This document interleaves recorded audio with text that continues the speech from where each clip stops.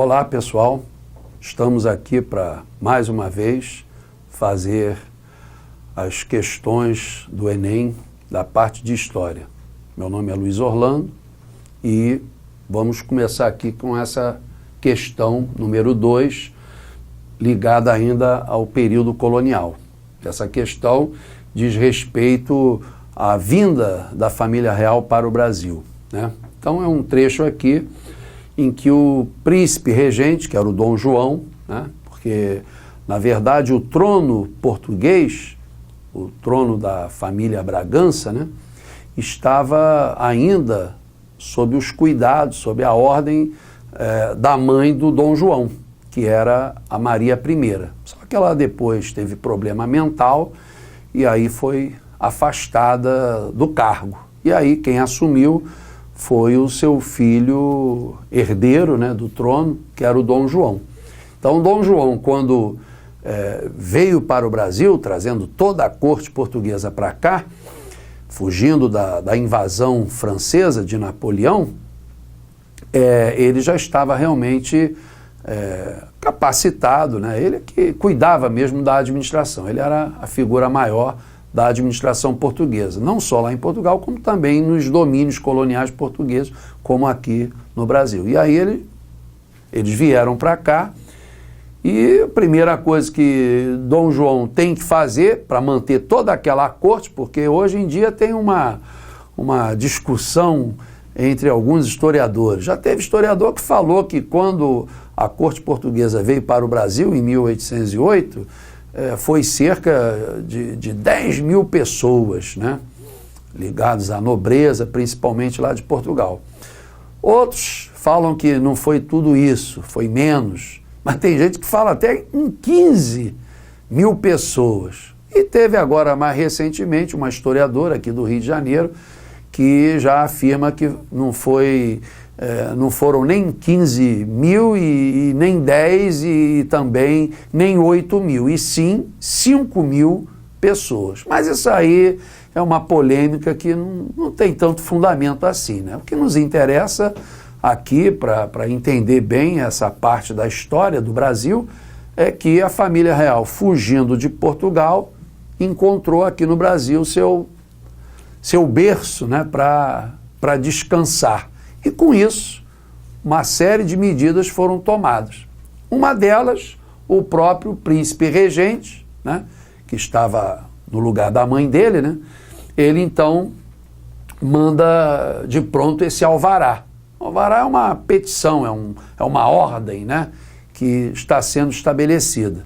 E aí ele diz: faço saber aos que o presente alvará virem que, desejando promover e adiantar a riqueza nacional e sendo um dos mananciais dela, as manufaturas e a indústria, sou servido a abolir e revogar toda e qualquer proibição que haja a este respeito no Estado do Brasil.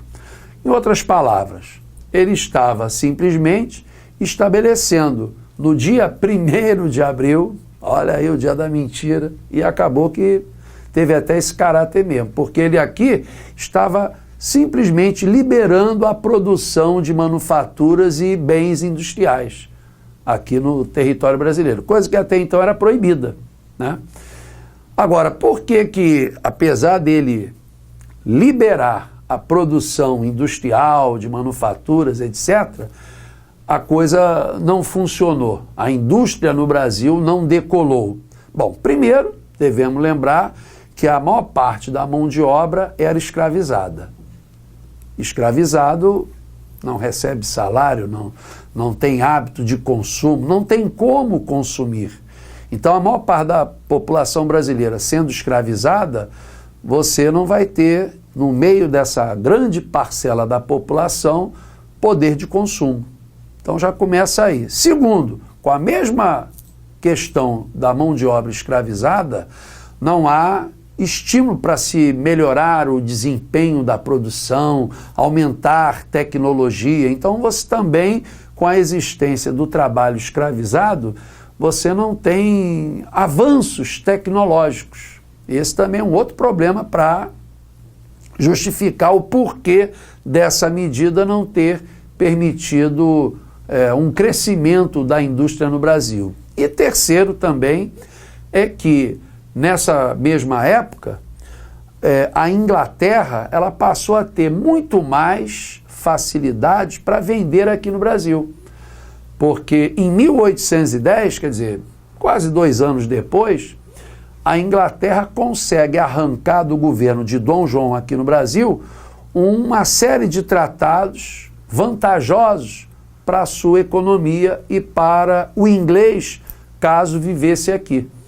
Como foi um pacote de medidas em favor da Inglaterra, esse pacote comumente ficou conhecido como Tratados de 1810, que na verdade não foi nenhum tratado, né?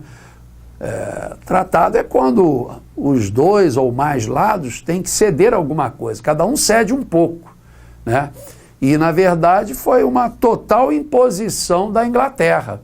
Para você ver o absurdo desses tratados, tinha lá numa parte que dizia que se um brasileiro ou português atuando lá na Inglaterra, caso ele cometesse um crime em território inglês, ele teria que se acertar com a justiça da Inglaterra. Agora, se o inglês que vivesse em Portugal ou aqui, em solo brasileiro, caso ele cometesse algum delito, ele deveria se acertar com a justiça da Inglaterra. Olha só a contradição, né? A incoerência, né? E além disso, esses tratados de 1810, eles estabeleciam que todos os produtos que a Inglaterra vendesse aqui no mercado brasileiro pagariam uma taxa de 15% sobre o valor do produto. E essa taxa de 15%, pode até parecer muito, mas não era não, porque produtos de outros países, para serem vendidos aqui, eles pagariam uma taxa de 24%. Então, quer dizer, o produto que não fosse inglês, mas de um outro país qualquer lá da Europa, o valor seria muito mais caro. E o produto português, caso fosse vendido aqui, pagaria uma taxa alfandegária de 16% também sobre o valor do produto. Quer dizer, para produto português no Brasil, taxa de 16% sobre o valor do produto. Quando era de um outro país, à exceção da Inglaterra, 24%. E o inglês, 15%. Quer dizer, produto em inglês teria uma taxa menor. Sendo menor, e a Inglaterra até então era a única nação que produzia de forma mecanizada, tinha um custo menor para produzir, por isso, tendo uma taxa menor aqui no mercado brasileiro, podia praticamente vender sempre mais barato.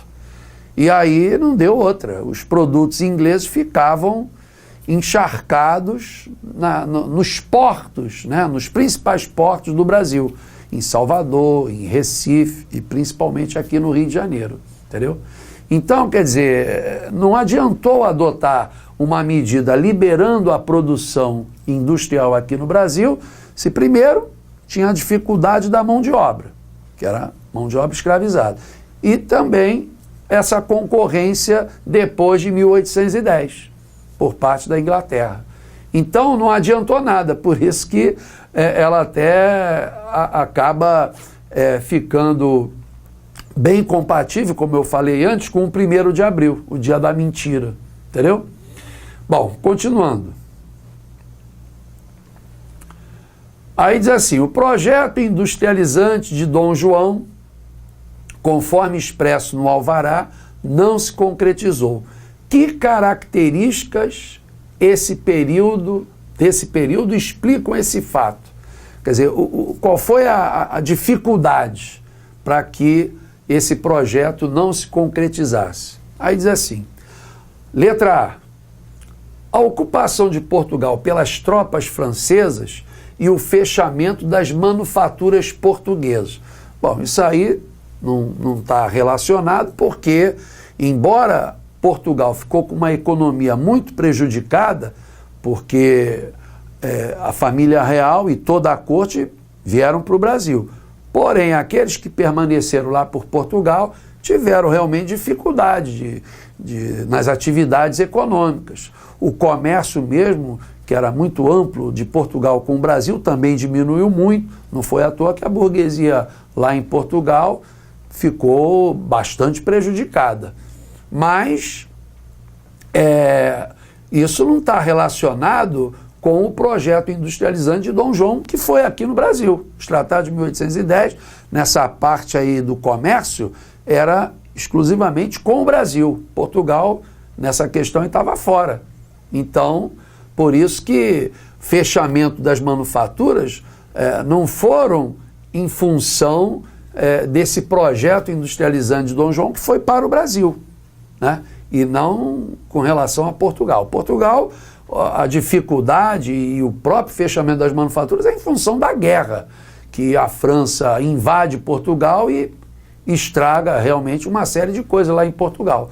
Por isso que as manufaturas vão ficar bastante prejudicadas, mas lá em Portugal, certo? A letra B diz: a dependência portuguesa da Inglaterra e o predomínio industrial inglês sobre suas redes de comércio. Realmente, essa opção aqui, ela tem tudo a ver com o que a gente comentou sobre aqueles tratados de 1810 e pelo próprio alvará de 1º de abril de 1808, como apresenta ali na contextualização. Então, olha só, quando diz que Portugal fica na dependência da Inglaterra, isso é verdade. Porque quando a própria família real entende que a salvação para ela, para fugir da invasão e dos problemas que iriam ser gerados pela invasão francesa lá em Portugal, ela vem para o Brasil, quem vai fazendo toda a proteção em alto mar, né, é a esquadra inglesa. Então a Inglaterra, ela já percebia que era interessante a corte portuguesa se instalar por aqui, porque algumas mudanças teriam que acontecer, principalmente a abertura dos portos. Não foi à toa que logo a seguir, em 1810, a Inglaterra fez aqueles tratados de 1810 que lhe deram uma série de vantagens aqui no Brasil, entendeu? Então, essa dependência de Portugal e, de quebra, o Brasil também, né? O Brasil também vai ficar muito preso à Inglaterra. A grande comprovação disso é que quando depois o Brasil fica totalmente livre de Portugal, em 1822, a famosa independência do Brasil, a Inglaterra imediatamente conseguiu também fazer acordos comerciais aqui no governo brasileiro, que era até o Dom Pedro, filho do Dom João, acordos que a Inglaterra tira muita vantagem no mercado brasileiro, entendeu? Então, quer dizer, essa dependência era realmente de Portugal para a Inglaterra e depois também se transferiu a dependência do Brasil para a Inglaterra. Até a época da Primeira Guerra Mundial, né, 1914, o Brasil ainda tinha muito mais dependência de sua economia para a Inglaterra. Só depois da Primeira Guerra Mundial, depois de 1918, décadas de 20, 30, aí é que sai do cenário da influência econômica inglesa para começar a sofrer influência econômica dos Estados Unidos, né? Principalmente na época da Segunda Guerra Mundial, a partir de 39. É ali que o Brasil começa a sofrer muito mais influência dos Estados Unidos do que de qualquer outro país, certo? Mas isso aí é assunto que em outras aulas a gente trabalhará melhor esse tema, tá ok? Bom, então, a Inglaterra nessa época também, devemos sempre lembrar que ela, a partir de 1760, aproximadamente, ela já estava produzindo de forma totalmente mecanizada, né? É a chamada Revolução Industrial, né? Até alguns autores falam em primeira Revolução Industrial. Então essa primeira Revolução Industrial, ela é mais ou menos a partir de 1760. Então ela, na virada do século XVIII para o século XIX, a Inglaterra era quase que absoluta no mundo como potência, como país, né, como nação industrializada. Depois é que outros países, já no século XIX, vão começar a concorrer também com a Inglaterra. É o caso da França, o caso da Bélgica, né, o caso alemão, né, isso até cria um clima que depois a gente vai ver, leva à Primeira Guerra Mundial, entendeu? Então, sem dúvida, esse predomínio industrial inglês sobre o comércio, não só sobre o Brasil, mas em todo o mundo, era dirigido por grupos comerciais, por grupos industriais lá da Inglaterra. Então essa dependência era realmente pertinente de Portugal à Inglaterra, assim como essa indústria inglesa e seus derivados sendo comercializados pelo mundo todo, praticamente. Tá ok? Então, por isso que a letra B, ela condiz lá com o contexto que foi apresentado do Alvará de 1º de abril de 1808. A letra C, só para a gente checar, né, diz assim: a desconfiança da burguesia industrial colonial, bom, falar em burguesia industrial colonial aqui no Brasil é forçar muito a barra, né? Primeiro que a gente não tinha nem burguesia, né? Porque burguesia está associada a capitalismo de verdade, né? E aqui no Brasil, o que a gente tinha como classe dominante, como classe que controlava a riqueza circulante, né? Era a aristocracia, porque o país era o quê? Escravocrata, né? A base da nossa economia era em cima do trabalho escravizado, né? Especialmente daqueles que eram arrancados da África, entendeu? Escravizado indígena a gente teve muito pouco, mas assim mesmo foi até final do século XVII. Depois vai ter só o predomínio da mão de obra escrava de origem africana, entendeu? Então, falar em burguesia industrial no Brasil, ainda mais no período colonial, é um exagero, é um absurdo. Então isso aqui, pessoal, você não pode nem pensar, você não deve nunca pronunciar no período colonial principalmente, e até na época da monarquia, até depois da colonização. Você só começa a falar em burguesia industrial de fato no Brasil depois de 1930, que aí você começa a ter uma política realmente industrializante, que foi com o governo Vargas. Isso é um assunto que a gente depois com certeza vai ter para analisar, né? Mas aqui, período colonial, período do Império e até os primeiros anos da República Brasileira, você não tem realmente uma burguesia industrial. Você tem, no máximo, um setor agrário, uma burguesia agrária, né? Mas industrial, nem pensar, tá bom? Então, a gente tem que associar aqui o seguinte, a letra D, né? Então, na letra D, quando diz o confronto entre a França e a Inglaterra e a posição dúbia assumida por Portugal no comércio internacional. Essa posição dúbia que Portugal até teve, mas foi bem no início, quando Napoleão decretou o famoso bloqueio continental, em que, querendo destruir a economia inglesa, o Napoleão estabeleceu que todos os países da Europa deveriam fechar seus portos, seus mercados para os produtos ingleses. Quer dizer, em resumo, a Inglaterra ficaria isolada, comercialmente falando, né, economicamente falando, do restante da Europa. E aí, esses países que deveriam bloquear seu comércio com a Inglaterra, eles só deveriam fazer comércio com a França.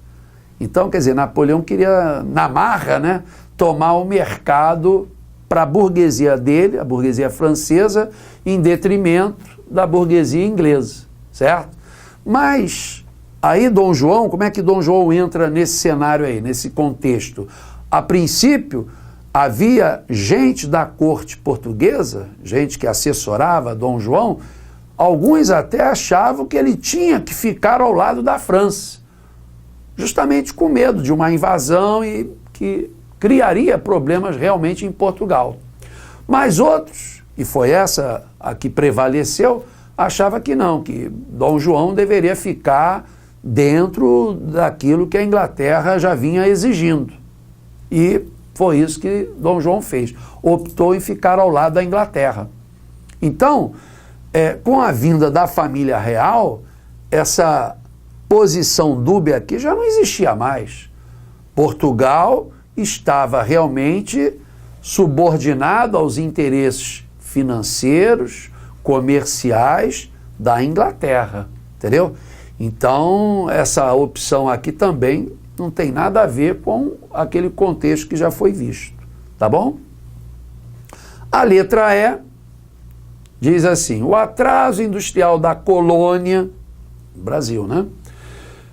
Provocado pela perda de mercados para as indústrias portuguesas. Se ainda falasse indústrias inglesas, né? Mas indústrias portuguesas, Portugal também era um país agrário, era um país que no máximo fazia era comércio, mas não tinha uma burguesia capacitada em condições financeiras de investir em indústria. Isso não era em Portugal. A princípio, no século XVIII, a única burguesia que se volta para a indústria, como a gente já falou, foi a burguesia inglesa. Daí a chamada Revolução Industrial na Inglaterra, no século XVIII. Então, em Portugal não existia essa indústria, como é colocado aqui, entendeu? E não é isso que vai atrapalhar a indústria da colônia, que é o Brasil. O que atrapalha, como a gente já viu, foi a própria concorrência dos produtos ingleses após os tratados de 1810 e a existência da mão de obra aqui no Brasil, que era predominantemente escravizada, entendeu? Que realmente não tinha qualificação, não havia estímulo para se qualificar essa mão de obra. A figura do elemento africano e seus descendentes era sempre, na visão dos brancos, era sempre para trabalho braçal, trabalho agrário, né? E não para um trabalho mais sofisticado, né? Então, por isso que essa letra E chega a ser até absurdo, entendeu?